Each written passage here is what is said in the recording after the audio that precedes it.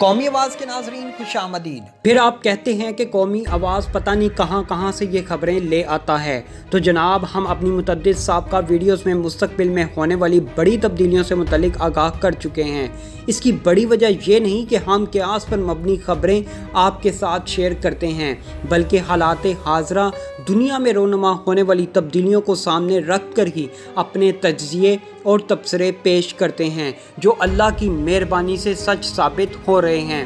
ہم نے اپنی سابقہ ویڈیوز میں کہا تھا کہ افغان طالبان کی مدد کے لیے دنیا کی بڑی طاقتیں طالبان کے ساتھ کھڑی ہوں گی، تو آج آپ دیکھ لیں ایک ہی دن میں ایک کے بعد ایک بڑی سٹیٹمنٹ نے امریکی صدر بائیڈن کو مجبور کر دیا کہ وہ قومی ٹی وی چینل کے ذریعے ہنگامی طور پر وائٹ ہاؤس سے خطاب کرے۔ دوستو آج کی ویڈیو میں بڑی زبردست دو بریکنگ نیوز ہیں، بلکہ یوں سمجھ لیں پوری ویڈیو میں ہی ایک کے بعد ایک بڑی خبریں شامل کی گئی ہیں، جنہیں سننے کے بعد آپ کو یقین آ جائے گا کہ مستقبل قریب میں کون سی بڑی تبدیلی ہونے جا رہی ہے۔ کیسے پاکستان، چین، روس، ترکی اور ایران سب نے مل کر امریکہ، بھارت، اسرائیل کو کھڈے لائن لگا دیا ہے۔ دوستو ویڈیو کی تفصیل میں آگے بڑھنے سے قبل اگر آپ نے قومی آواز کو ابھی تک سبسکرائب نہیں کیا تو اسے سبسکرائب اور بیل آئیکن پر کلک ضرور کریں، کیونکہ یہ میری اور آپ کی نہیں بلکہ پوری قوم کی آواز ہے۔ دوستو پہلی بڑی خبر کے مطابق روسی صدر نے افغان امارات اسلامی کے اعلان کے بعد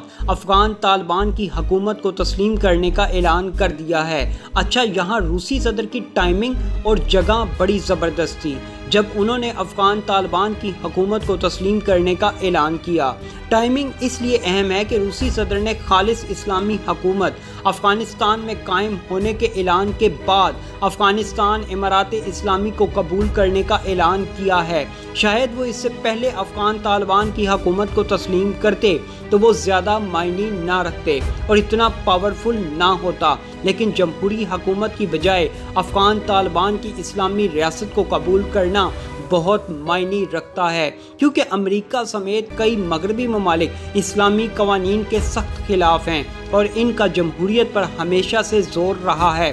اب روسی صدر کی طرف سے اسلامی قوانین کے ساتھ افغان طالبان کی حکومت کو تسلیم کرنا انتہائی زبردست بات ہے۔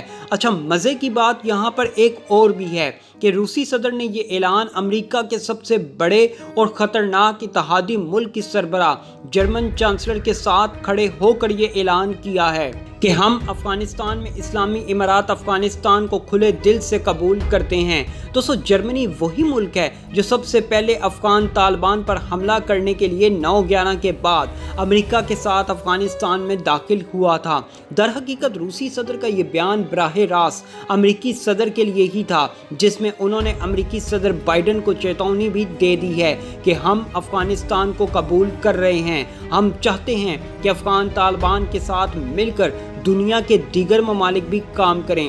ہم ان افغان طالبان کا دوبارہ دل نہیں دکھانا چاہتے، لہٰذا ایک اچھے ملک ہونے کے ناطے ہمارا فرض ہے کہ ہم افغانستان کی تعمیر و ترقی میں ان کا ساتھ دیں۔ اچھا، دوسری بڑی بریکنگ نیوز بڑی زبردست ہے۔ پیوٹن کا کہنا تھا کہ یہ روس کے لیے اہم ہے کہ وہ افغانستان کے ساتھ بہتر پڑوسی کے طور پر اچھے تعلقات رکھے۔ اب آپ جانتے ہیں کہ روس کی باقاعدہ ایئر بیسز اور اثر و رسوخ تاجکستان، ازبکستان میں موجود ہیں، بلکہ یوں سمجھ لیں ازبکستان، تاجکستان، کرغزستان یہ سب روس کے ہی زیر سایہ ہیں اور ان ممالک کی سرحدیں بالخصوص افغانستان کے ساتھ جڑی ہیں۔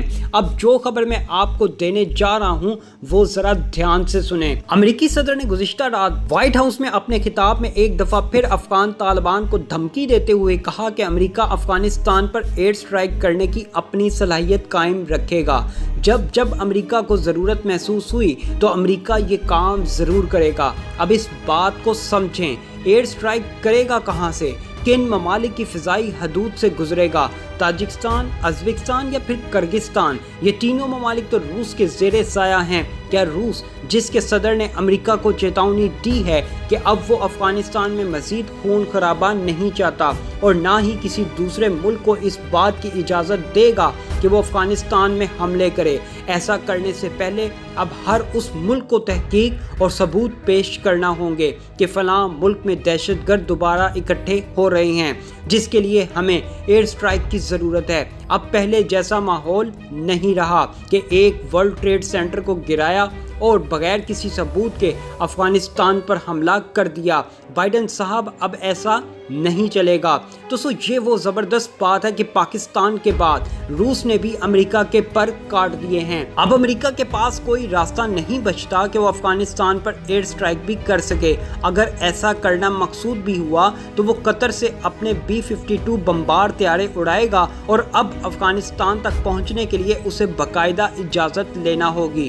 یوں دوستو یہ وہ زبردست خبریں ہیں جو نہ صرف افغانستان بلکہ پورے خطے کے استحکام کے لیے انتہائی خوش آئند ہیں۔ دوستو روسی صدر نے اپنے بیان میں کہا ماسکو اور اتحادیوں کو افغان عوام کی مدد کے لیے متحد ہونا چاہیے۔ روسی صدر کا مزید کہنا تھا کہ روس افغانستان کے استحکام میں دلچسپی رکھتا ہے جو کہ اس وقت نہیں ہے۔ دوستو اب امریکہ کے ہاتھ پاؤں سب بند چکے ہیں۔ آج امریکہ ویسے آزاد نہیں جیسے ماضی میں ہوا کرتا تھا۔ اب امریکہ کے ساتھ نہ تو روس کھڑا ہے اور نہ ہی چین، اور حد تو یہ ہے کہ امریکہ پر آج پوری دنیا لان تان کر رہی ہے کہ کیا پایا امریکہ نے افغانستان کی جنگ میں ہمیں دھکیل کر۔ آج جن کو امریکہ ختم کرنے 20 سال پہلے گیا تھا آج وہ دوبارہ افغانستان میں دندناتے پھر رہے ہیں۔ تو سو بات بڑی قابل غور ہے۔ امریکی صدر بائیڈن پوری دنیا میں یہ کہتا پھر رہا ہے کہ جو مقصد امریکہ کا تھا افغانستان میں وہ حاصل کر لیا گیا۔ واہ امریکہ واہ!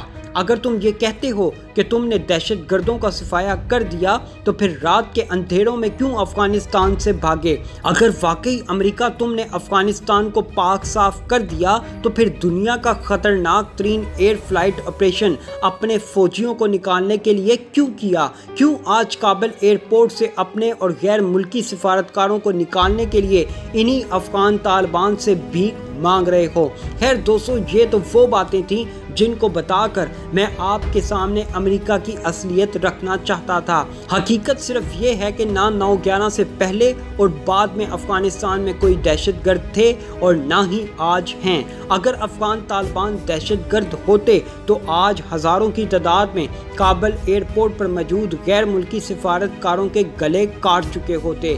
ایک راکٹ فائر کر کے تمہاری فضائیہ کے جہاز کو تباہ کر سکتے تھے، لیکن انہوں نے ایسا نہیں کیا کیونکہ وہ امن چاہتے ہیں۔